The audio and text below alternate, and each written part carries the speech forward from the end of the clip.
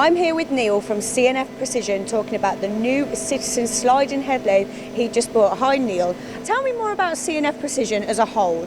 Okay, so we've been established for 54 years, started by my father, so I'm second generation. We started in a very small business when I was started with him, moved to a bigger premises probably about 13 years ago, and now we've just recently moved into this new factory, which is some 600% bigger than our last place. Wow, fantastic. So we're going to be talking about the Citizen behind us here. Why did you buy this particular machine? So at the time, we've got a Citizen over there, which we've had an M32, been very reliable, one of the best machines in the factory. It's getting on for 20 years old now, I think, and we're still holding sub 10 microns on it.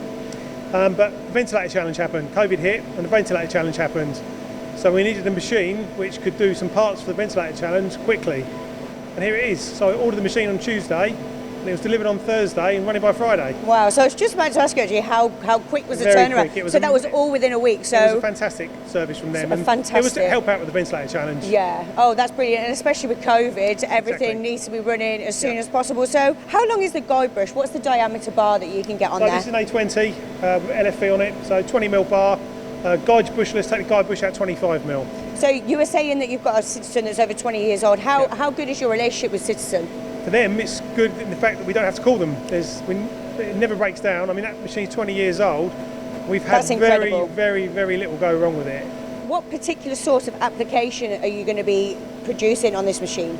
So this is certain parts. I mean, similar to what we've got here. Yeah. I mean, this is the two ventilator parts we made. There's a brass part here and a stainless part there. So work very similar to this, I guess. So as well, you're making a range of different materials. Is the machine capable of running different materials? Yeah, I mean, we've run that aluminium, stainless, brass.